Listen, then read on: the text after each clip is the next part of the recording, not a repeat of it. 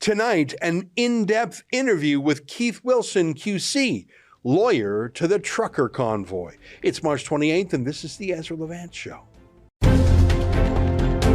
Why should others go to jail when you're the biggest carbon consumer I know? There's 8,500 customers here, and you won't give them an answer.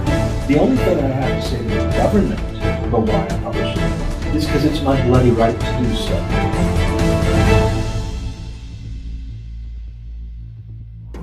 The Trucker Rebellion was the most important political activity in Canada, not only during the entire 2-year pandemic and lockdown, but I put it to you that it was the greatest political earthquake in Canada, perhaps since the separatist referendum in Quebec almost 30 years ago. It certainly was the largest Canadian news story around the world. For the first time, the world's countries were riveted on what was happening in Canada, a blue-collar rebellion organized by no party, supported by no one in the establishment, that just grew and grew, inspiring millions of Canadians and tens of millions around the world. There were copycat trucker rebellions, convoys, and caravans in places as far away as Australia, the Netherlands, even Israel. To this day, there's a small convoy in Washington, D.C., inspired by the Canadians. It had tremendous ramifications, and I believe that the Trucker Rebellion helped speed up the end of the lockdowns in many provinces when people realized that a giant had awakened, that popular opinion had coalesced not around a political party, but around these truckers. Aaron O'Toole was the first acute political casualty of it, and for that I'll always be grateful to the truckers. The response from the incumbent establishment, however, was atrocious. Besides denouncing the truckers as racist and misogynist and even Nazis, Justin Trudeau trumped up excuses to bring in a form of law, invoking a form of martial law, invoking the never-before-used Emergencies Act to suspend our civil liberties and even seize bank accounts. It was shocking. One of the organizers of the Trucker Rebellion, Tamra Lich, was arrested and jailed for incitement to commit mischief, the most trivial of offenses being cause for jailing really political prisoners and seizing their bank accounts. Absolutely atrocious. The legal response by the truckers and their supporters has not met with success. It's as if the courts, unlike in other countries ranging from New Zealand and the United States and Spain, where the courts have struck down the excesses of lockdownism, there has yet to be a court ruling in Canada that in any substantial way rebukes the government, slows them down, and stands up for civil rights. It's been terrible. One of the lawyers who has been representing the truckers, not only individual truckers, but the nonprofit corporation set up for the truckers, as well as representing Brian Peckford, the former Newfoundland and Labrador premier who's fighting against the lockdowns, who works for a great many of the interests of the truckers, is Keith Wilson, QC, that stands for Queen Counsel, a senior lawyer. I actually know Keith from law school way back in the day at the University of Alberta. He's supported by the Justice Center for Constitutional Freedoms, and he's been battling the battle for the truckers for well over a month, and I'm delighted to spend some time with him today as he joins us via Skype from Edmonton. Keith, I hope I did you justice in my introduction and got it accurate. I think the truckers are a very powerful force, very important, and you are their legal eagle. Give us an update. What's the latest on the truckers and the law? Well, in the last half hour, I just was served by the legal counsel for the Attorney General of Ontario with a legal notice where the Ontario government is seeking to seize and convert for its own use approximately $1.3 million in donations that Canadians made for the benefit of the truckers and their freedom movement. So that's the most immediate recent event. Yesterday's events were that the Ottawa police have expanded the number of charges against Tamra Lich and Chris Barber from counseling mischief to now counseling intimidation and counseling obstruction of police. So that's the most recent as of the last 20 hours. Is Tamra Lich in custody right now? Is Chris Barber in custody right now? No, neither of them are in custody. Chris was released after one day. Tamra was held as, there's only one way to describe this and be accurate. She was a political prisoner. She was a political prisoner for 19 days. And with the criminal counsel team, we have a number of teams of lawyers with the Justice Center and external counsel. I'm, as you know, Ezra, I'm an independent boutique litigator, have my own law firm, Wilson Law Office, but I'm on contract to the Justice Center for Constitutional Freedoms. And so, yeah, with some of the criminal lawyer team that we have, we were able to do a bail review and get Tamra out after having spent 19 days in jail. However, if you read the bail conditions that she's under, it would make Vladimir Putin proud. What I mean by that is her bail conditions prevent her from things that on their surface may not seem so dramatic, but she's not allowed to use social media in any kind of way, despite the fact that she's a mother and a grandmother. So she can't use Facebook with her grandkids and so on. She can't, but it keeps going. And it says she cannot do anything to publicly advocate against COVID-19 policies and restrictions, and she cannot do anything to promote or support freedom, truckers, and freedom. So if she does those things, she's supposed to go back to jail. So Valani, Putin's chief critic, who's in jail, was able a couple of weeks ago to call on Russians from jail to protest in the streets the war in Ukraine. He was able to give lists of oligarchs to foreign governments, but Tamra Lich has been transferred from a cement jail cell to a virtual jail cell where she's completely muzzled and is completely inappropriate. Yesterday, we announced that we had initiated the legal teams with the funding support of the Justice Center for Constitutional Freedoms. We launched a formal appeal and review of those bail conditions in an effort to get this gag order lifted. You know what? I'm shocked, but I'm no longer surprised to hear of political gag orders like that. The Democracy Fund assists Arthur Pavlovsky, a strong-willed Christian pastor in Calgary, and a judge named Adam Germain put similar conditions on him a few months ago, including that any time Pastor Arthur would give a sermon, make a Facebook post, do a media interview criticizing COVID policies, he immediately had to then take out this little card written by the judge and basically read a self-denunciation and the judge's point of view. Like that's pure Soviet, Maoist, Orwellian, crime think. If you have the wrong thoughts, you have to renounce them. That has been temporarily stayed in Alberta, but it sounds like that's the status quo for Tamra Lich. Now, does that apply nationwide? I understand she lives in Medicine Hat, Alberta. I presume she's home by now. So even in Medicine Hat, she's bound by some Ottawa judge, I presume, saying she can't. Correct.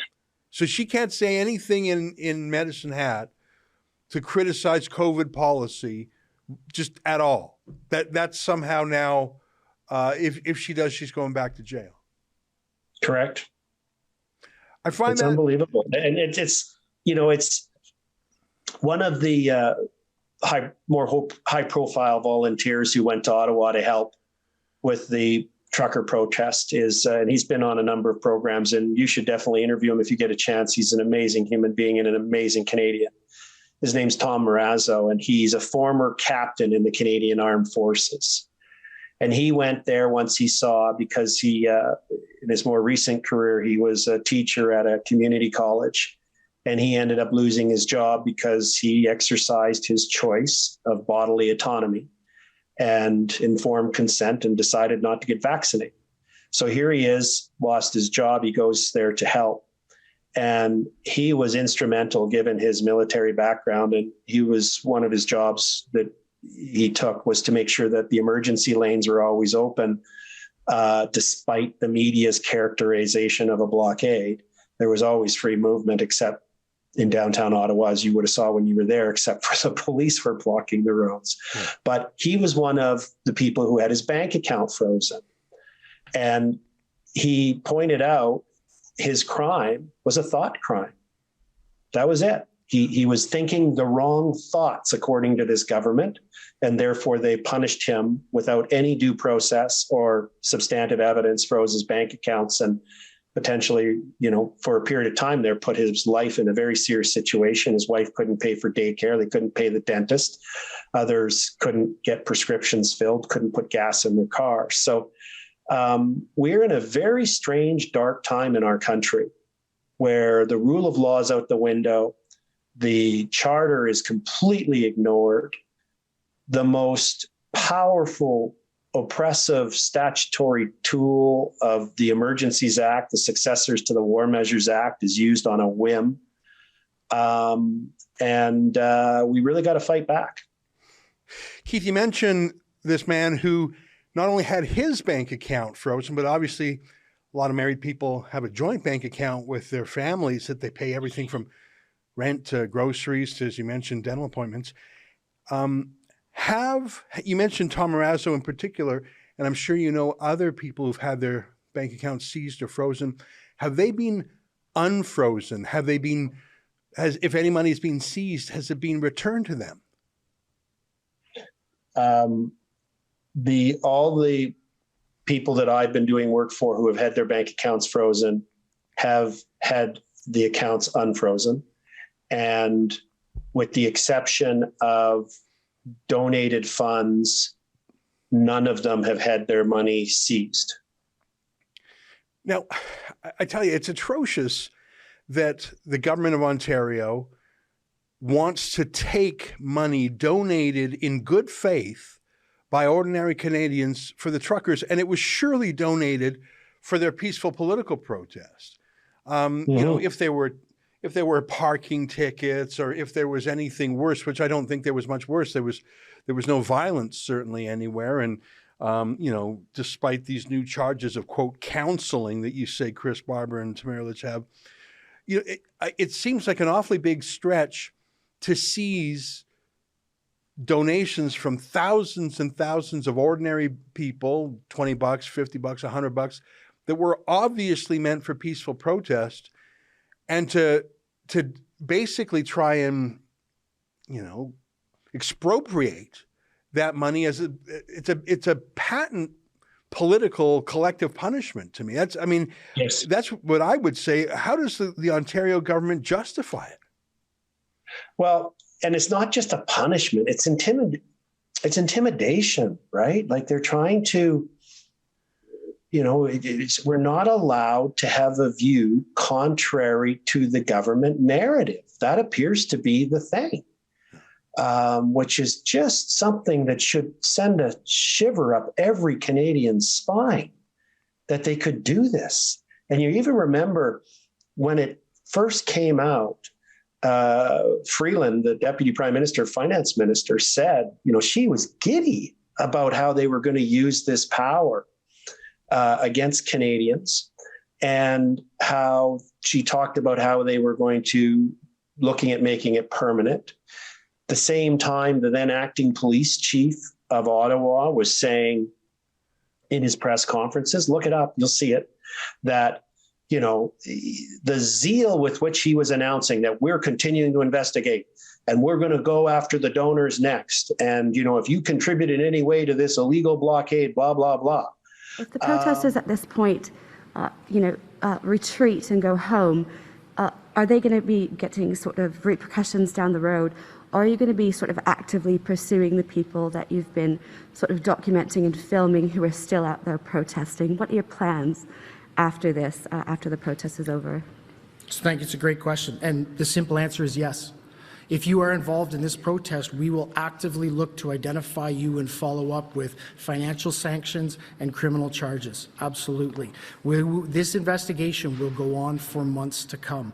It has many, many different streams, both from a federal financial level, from a provincial licensing level, from a criminal code level, from a municipal breach of court order, breach of court injunction level. It will be a complicated and time-consuming investigation that will go on for a period of time. You have my commitment that that investigation will continue, and we will hold people accountable for taking our streets over. We've clearly, I don't know what more examples someone needs of the fact that Canada has slipped into an authoritarian state. And yeah. I think it's very troubling.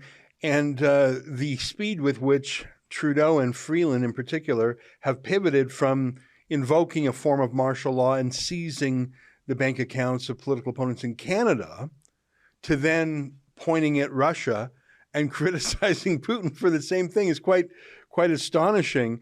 Let me ask you, how have the banks been to deal with? On the one hand, banks are heavily regulated. They're almost in some ways quasi-crown agencies. I mean, they're so regulated and they have certain special privileges. I can understand why a bank would be compliant if there was an order. But I suppose a bank could also lawyer up and object and say that this is contrary to privacy laws, contrary to the rule of law, contrary to the reputation that forms so much of a bank's credit. Like, you have to believe that the bank won't seize your money, that the bank won't fail, that the bank won't hand your money to Trudeau. Have you seen what, or let me ask this, have you had any interactions with the banks themselves, and have they expressed any reluctance or any resistance or any opposition to this, or are they gleeful participants? Okay. So I've been directly involved. Let me just step back and illuminate some things here that you'll find both interesting and alarming.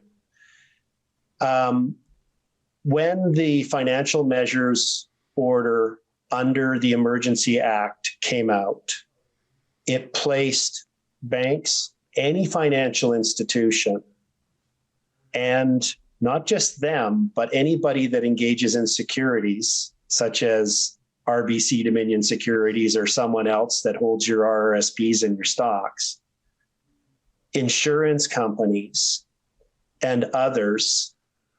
It placed them under a positive legal obligation to go through their membership list or their customer list and see if anybody who was a designated person who was on this list that the government created was in there.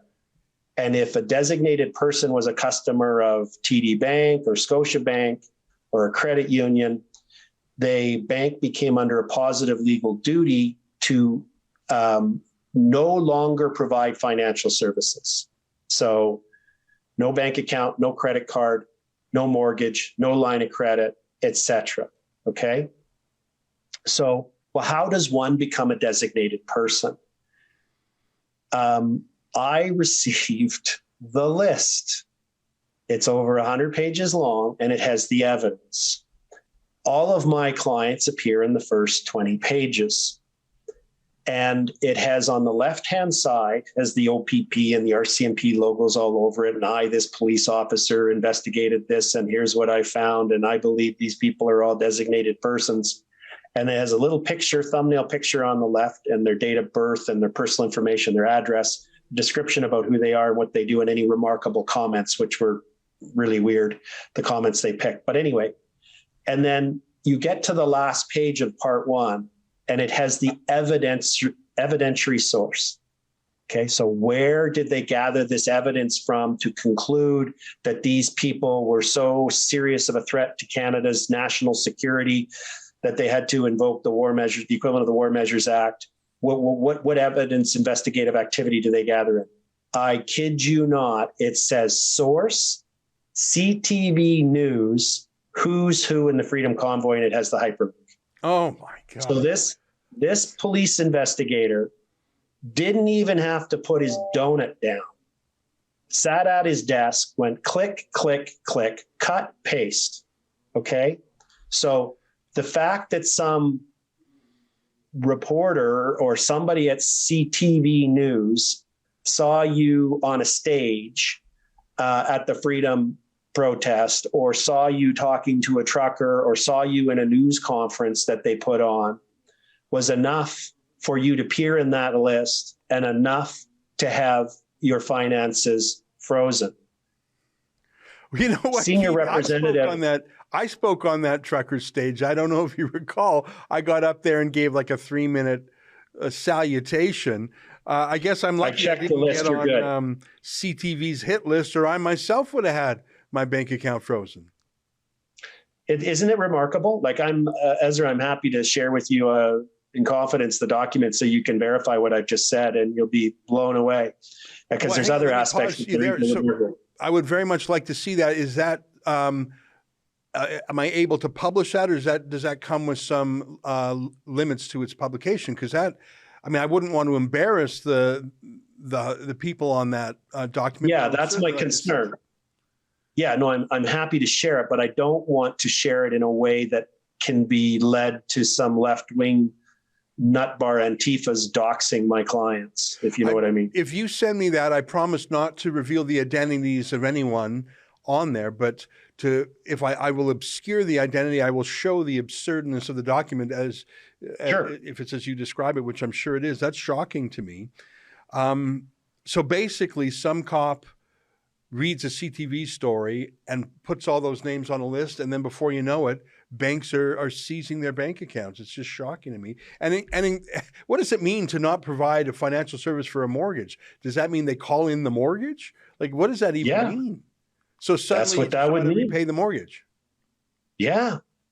And not only that, which was interesting, if you read the economic measures proclamation that was issued by the cabinet when they issued the emergency declaration under the Emergencies Act, and you will see that it also extends to insurance companies. I did see that. Are we aware of anyone who's had, does that apply to like life insurance or? Well, that's a good question. And our legal team, we said that. Does this mean they can cancel your life insurance policy? So I think what happened there was, unlike the banks that said, okay, sure, Trudeau, we'll go help you. We'll be your financial goons against Canadians to help save you and your political power. I got to think the insurance company said, we can't do this, because they didn't. I have no instance where they did that. So even though if you read it, you will see with crystal clarity that it's there. Now, hang on. So the bankers were asked to testify before the House of Commons Committee on Finance, and they were asked to testify before the House of Commons Committee on public safety and something related to that. I forget its fancy full name, but anybody can go online, go to these committee meetings were recorded. There's transcripts, and you can see what I'm saying. The senior representative for the Canadian Bankers Association testified that because one of the questions from one of the MPs is what long-lasting effects, because they confirmed that they had at that point lifted all the freezes. What long-lasting effect? And the banker confirmed that these customers would be marked for life. Yeah. Well, that was their testimony, not mine. So, we've really transitioned from a free country into one of authoritarianism, where you can be ruined at the whim of the political masters and through their agents. Now, I remember reviewing that emergency order, and it applied to foreign banks that were registered to do business in Canada too. So, for example, a lot of big American banks. Are you aware that any American banks follow this? Because I got to believe that if you're an American bank and you're told to freeze the account of an American trucker who drives up from the States, you're thinking, well, do I follow the Banana Republic edict of Justin Trudeau and comply with his emergency law, but put myself at odds with American laws, not just privacy and other banking laws, but the First Amendment, because this so clearly violates political freedom and free speech. I have not seen evidence that any American bank complied, and I'm really glad of that, but maybe they did. Are you aware of anything like that? I'm not. That's a good question. I'm not aware either way. So I don't know whether they refused to comply or whether they did comply. But here's what I do know. When this was happening and the freezes were occurring and the police chief was talking about going after the donors, people who donated, keep in mind, that's over 133,000 Canadians donated, and the average donation to Give, Send, Go that hit as much as $12.7 million in donations. The average donation was $75. So what happened was, and this was confirmed last week by the president of the Canadian Credit Union Association in testimony to the Finance Committee. Sorry, it was earlier this week. That was confirmed, that there was a run on the banks. People got concerned that if they'd made a donation, that their accounts would be frozen. I even sent my wife down to the bank and said, hey, go take out some money. Like, we're going to have to live if they freeze our accounts. So she took a bunch of cash out. And she said there was a big lineup and there was lots of people leaving with bags. In the testimony to the House committee this week, her name's Martha Burden, Durdin, President CEO of the credit unions. She said that their members experienced a cash run with many customers taking out tens of thousands or hundreds of thousands, and in some instances, millions. Wow. That was her testimony. If you research, I saw a tweet where there's an actual site that monitors cash flow in and out of banks, and you look at it, it's spiked. So what happened was there was a run on the banks because Canadians got concerned that because they donated $10 or $20 or $100, that their accounts were going to be frozen. The other thing that I'm told and have good information on is that many people opened up alternative bank accounts. Right. So what started to happen was I'm hoping the banks sort of went, wait a minute. Maybe we overreacted here, because they've really damaged their brand. Yeah. Oh, absolutely. Well, here we thought a bank would be there to protect me, the customer, and that's not what they did. Yeah. Keith, I want to ask you a question about whose bank accounts were seized. You mentioned the case of an organizer or activist, Tamra Lich, and of course we know Tamra Lich and some others. Those were people, like you say, that CTV did a story about. So they would have been on location. They would have been truckers or trucker organizers. Were any people who were just donors, are you aware of any of them having their bank accounts seized, or was it just the activists? Like, did any givers or gift givers, were they seized either?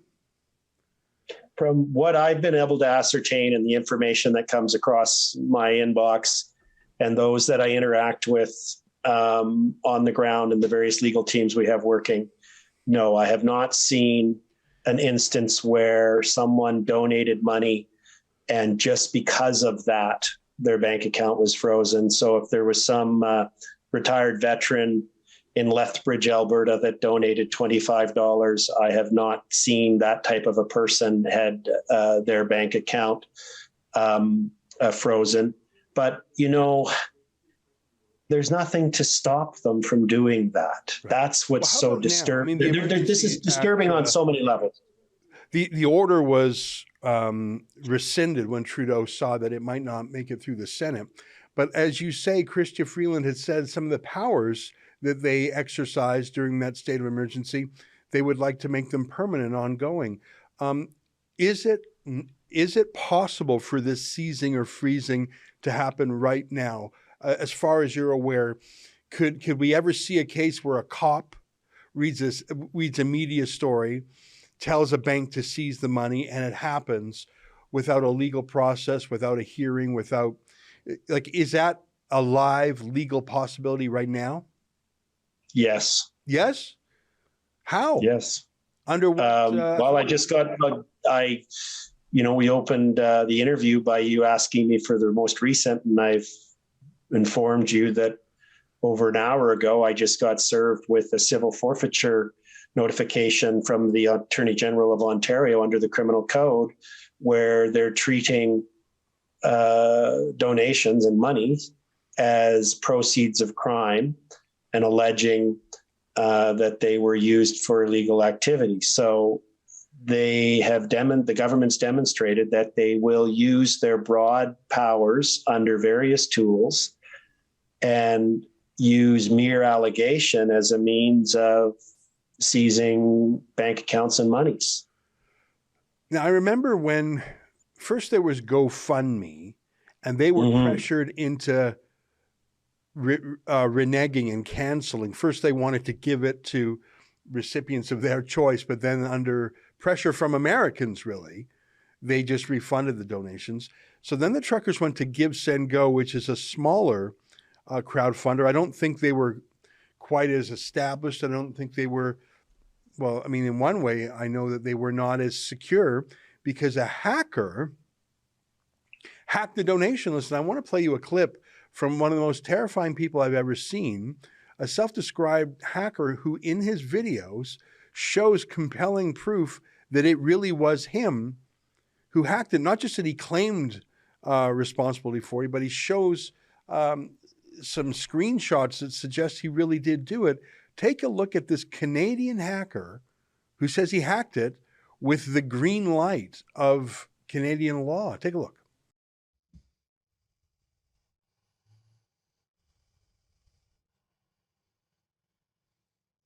Nothing scares me. Nothing.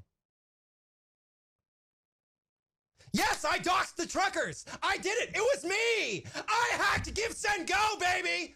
And I do it again.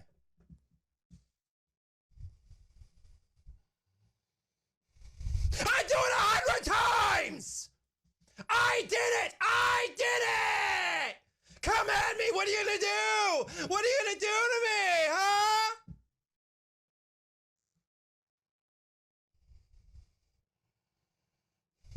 I hacked Epic Hosting! I hacked Parler! I hacked Gab! I hacked Truth Social! I hacked Go! Give, Send, Go! I don't care!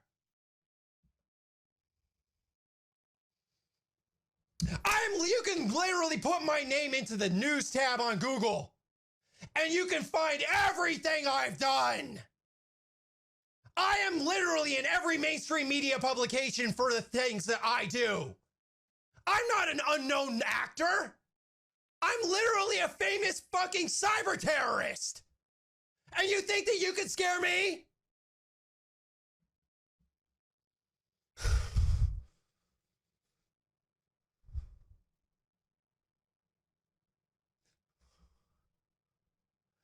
See, they always default to the pedophile accusations. They always default to that because they have nothing else. It's actually some projection. That guy, I want to see his browser history. That guy loves little girls. I've hunted pedophiles. I've outed pedophile rings online. I have gotten pedophiles arrested, buddy. You have no idea who the hell I am. There isn't proof of shit, you fucking lying little cunt. Die! I'm gonna restart this live. Come back. Honeypots, how do they work? Keith, I've never seen such a bone-chilling moment. Not that I haven't seen madness or evil before, but what was scary about this guy is not that he hacked something. There's always hackers, there's always criminals. But that he said he has done this with the approval, if not the direction, of Canadian authorities, and the timing of this hack was perfect. It coincided with the Emergencies Act. It coincided with the media calling everyone on the list. Like the way this list was hacked, then published, made public, and handed to the media for their direct political action. I've never seen such an operation like that. And to see this madman who claimed credibly that he did it, and then claimed I don't know how credibly, that he was given permission by the cops, and he has not yet been arrested for this. It rings true. What do you think of that? Well, and his identity is well known, so it's not like they don't know who it is. Ezra, when I was on the ground with the team of lawyers and working directly with the volunteers and the organizers and, the freedom fighters, truckers, the instances that we experienced where there was collaboration to the point of collusion as between the media, the government, the police, and other players was astounding. I can just give you a couple of really quick examples. So it was information that the City of Ottawa and the Ottawa City Police gave to GoFundMe that caused them to pull the pin on the $10 million of donations that GoFundMe had received, and to announce that they were going to give it to some other group. And we all knew that that meant Antifa or BLM or something. And the evidence that GoFundMe received was from the media, and the police repeating media stories, and the media repeating police talking about media stories.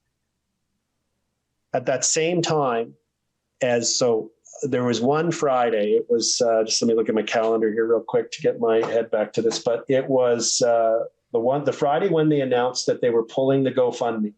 A whole series of orchestrated events occurred, and it was Friday the 4th, February 4th. And here's what happened.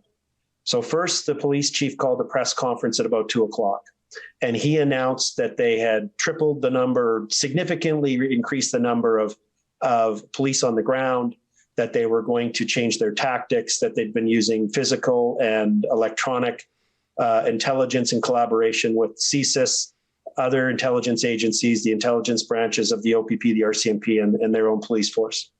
And he talked in very aggressive language. I think you even covered it at the time, about how there was going to be this huge crackdown, and it wasn't sounding good. He was angry, and it was not the type of language you would expect from a police official in Canada. It's what you would expect in a tin pot dictatorship. I came from one hotel meeting to another, and when I went in, the difference in police presence on the ground from when I went into that meeting and came out was unbelievable. We knew something looked like it was about to happen.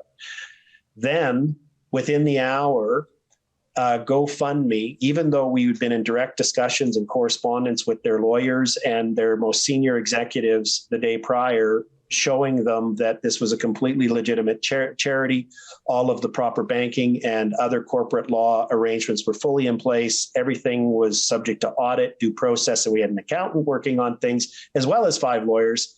They announced, not to us, but to the world, that they were canceling the donation platform for the Freedom Truckers and going to divert the monies to a third party. And then within the next hour, I was served with a $10 million class action lawsuit from a personal injury lawyer.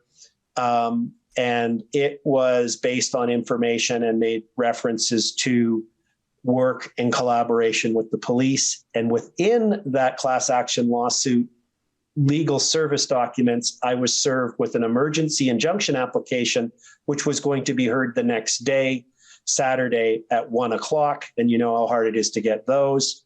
And when I went to defend that injunction application the next day, the lawyer made application or indicated that the lawyer for the police wanted to participate in the hearing, even though they weren't a party, because they'd been heavily involved and they'd been collaborating with the police on how this injunction was going to be enforced.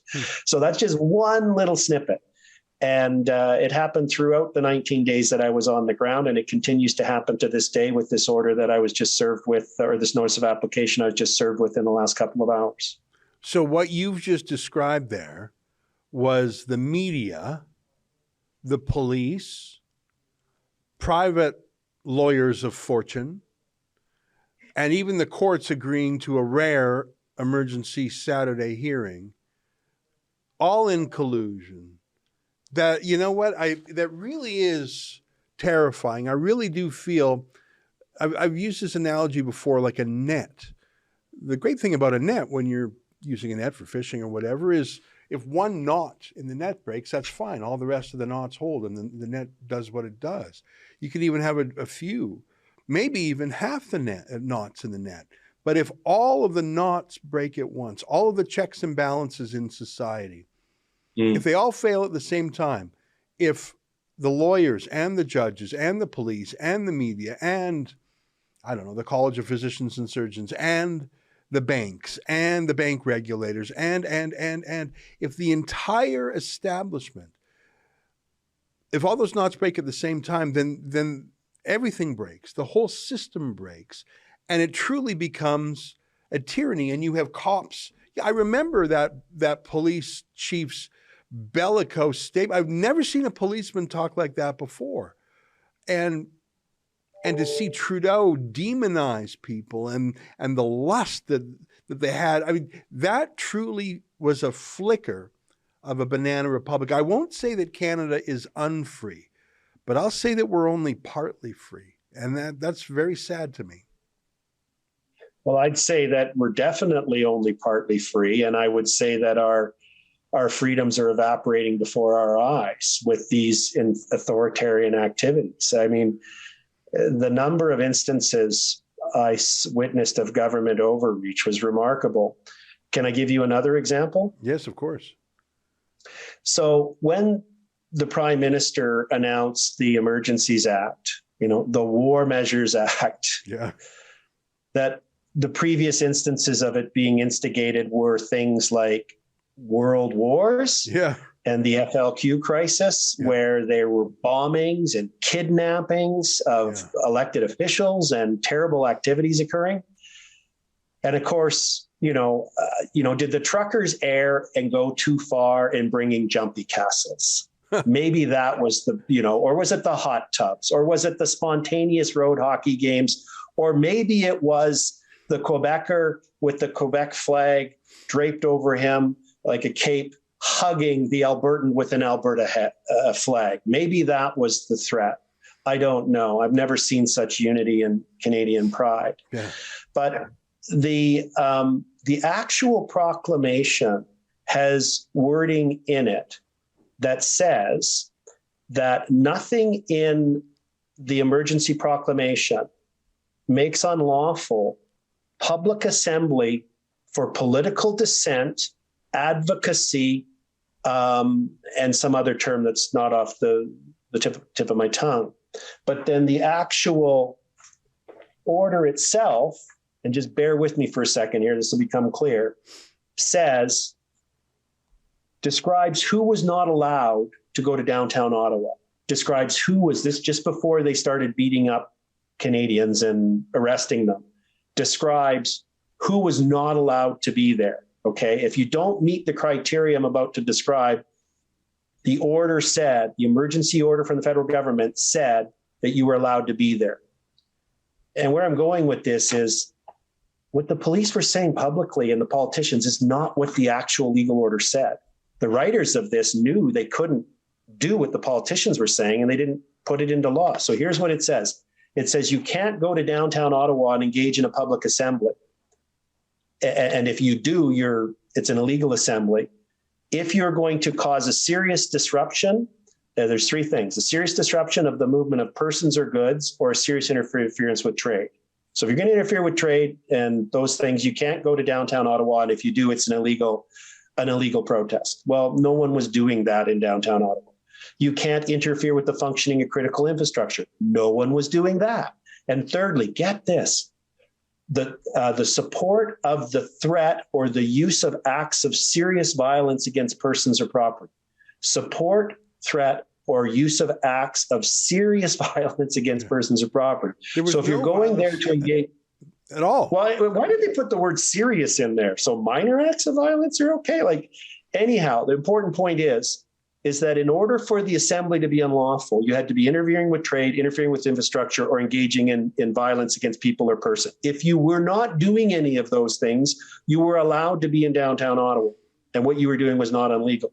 So when the interim police chief, the second one, announced the crackdown, and said that everybody who goes into downtown Ottawa will be participating in a legal protest. Me and 5 other lawyers that examined this and all the other emergency orders that were in place at the time and the injunctions said that's not legally accurate.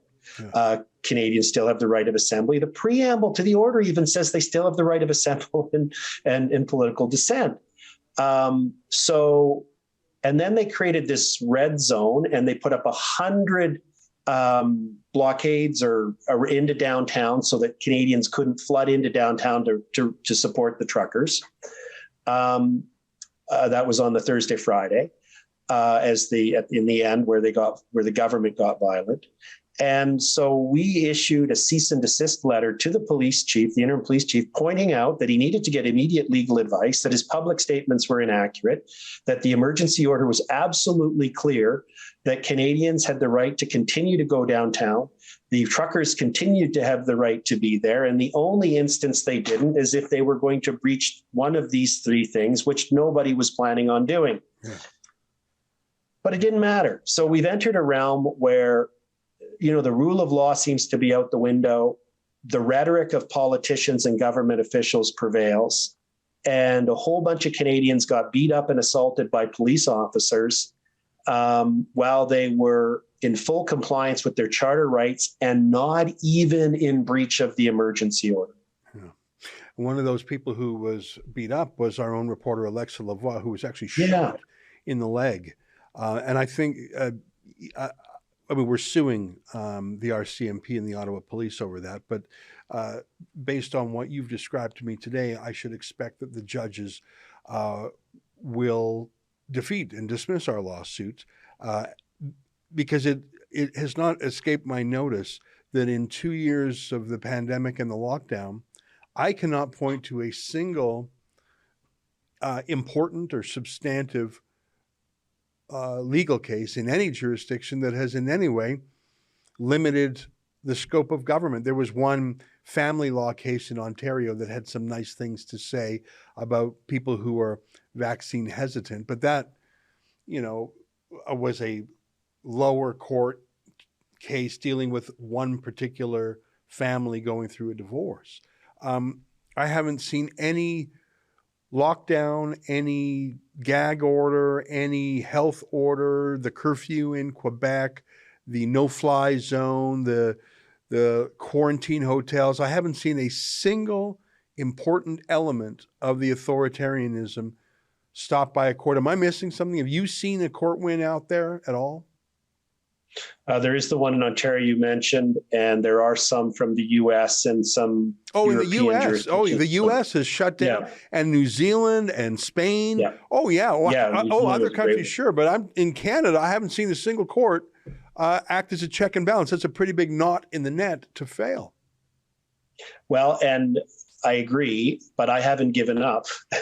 You know me well enough to know, I know you have. That I don't do that very well. And I'm really hopeful for your case with Brian Peckford, the no-fly zone case. It's a wonderful lawsuit, and I think you've got a real chance there. But I'm just saying, so far, our judges may as well have been on vacation.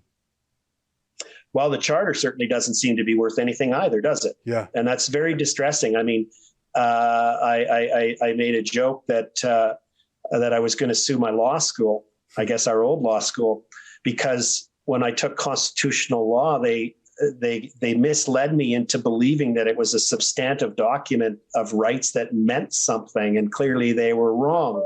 I'm being sarcastic in a cynical way, but it's important that we continue to fight for civil liberties and freedoms, obviously, and that we continue to do it in every lawful and respectful and peaceful forum that we have.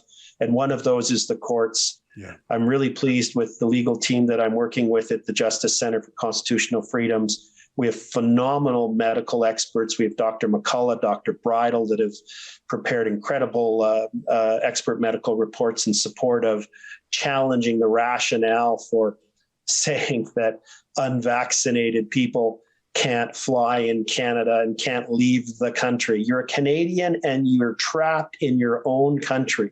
Yeah. There's no other country in the world that is restricting its citizens from getting on airplanes due to vaccination status let alone the country with the second largest landmass. Yeah, just incredible.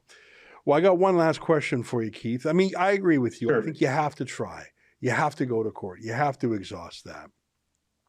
I guess one last question is, where are all the liberals? And I don't mean capital L liberal like the Liberal Party. I mean people who thought, well, I'm not for police violence, or I'm not for, people who might have said, my body, my choice. I don't, want the government to force me to do something with my own body, or people who were skeptical of big pharma, or in the cases we've just been discussing for the last hour, people who are skeptical of police. Where are the liberals who have always been skeptical of police and police brutality and over-policing? I guess, I saw a liberal the other day complain that the truckers have appropriated the Canadian flag as their symbol, and you would think that they would love that. Where are the good liberals? I mean, the Canadian Civil Liberties Association woke up from its 2-year slumber to say they didn't like the Emergencies Act, and then they went right back to bed. Where are all the people who, for my whole life, have pretended to care about privacy and civil rights and limited, and the rule of law and reining in police? Where are all those people? Did they ever even mean it? Well, they're clearly bathing in a delusion of virtuousness. They've concluded that they are so right about how the world should work and how individuals should conduct their lives. There's nothing to debate. You just shall do what they say. And if you have an issue with it and think that actually some of the things they're advocating are harmful, discriminatory, unfair, unjust, well, they won't stand for it because they are the virtuous ones and we are not. So we've really descended into a very dark, dangerous place. And I think it's very important that all Canadians have to take an interest in this and assert the importance of civil liberties and compassion and understanding and diversity of views. And we've got to try and regain. The thing that I found meeting so many of the truckers in Ottawa and the other incredible people who came there to volunteer and help was they were all there for the same reason. All these people met in Ottawa. They didn't know one another in January. They didn't know one another last year. They all just met because they looked at the future for their children, for their families, for their communities, and for their province and their country. And they became very concerned that we're going in a dangerous, wrong direction. They saw the energy and the hope that the truckers ignited in their convoy across the country. And they were there to try and make whatever difference they could to reverse the trend, to move us, to shift us from this descent into authoritarianism and to get us back on track of freedom and civil liberties. So we've just got to keep doing that. We know that there's a growing number of Canadians who share this view, and we've just got to keep working. And I'm going to keep working hard on my legal cases through the Justice Center.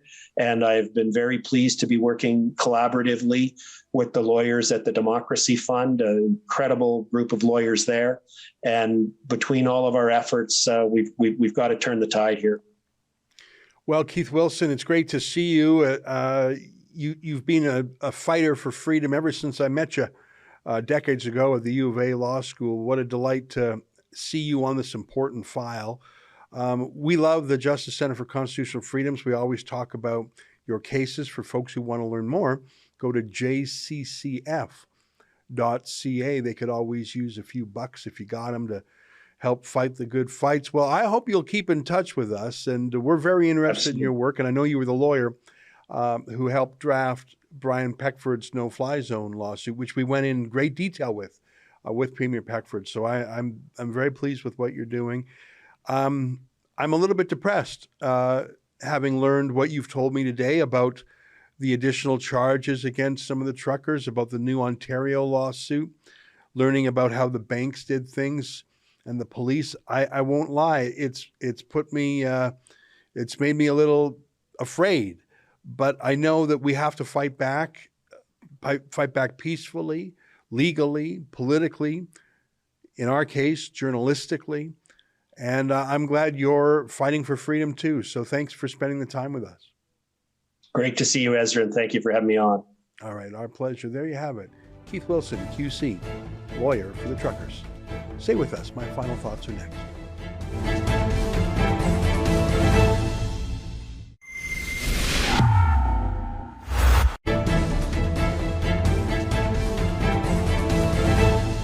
Well, what do you think of Keith Wilson? He's promised to keep in touch with us. It looks like things are escalating. They're actually bringing more charges against Tamra Lich, a grandma. And the Ontario government is going to definance its political opponents. That's the worst part of what's happened. They're trying to terrify people, and I think they've succeeded to a degree. Well, we'll keep following that. And I was pleased to hear that the JCCF is doing so well. And it was nice to hear Keith Wilson say nice things about the Democracy Fund lawyers, too. There's a lot of people trying to fight this tide so far with a mixed success. But Keith says we have to keep fighting, and I think he's right. Well, that's our show for today. Until next time, on behalf of all of us here at Rebel World Headquarters, to you at home, good night. Keep fighting for freedom.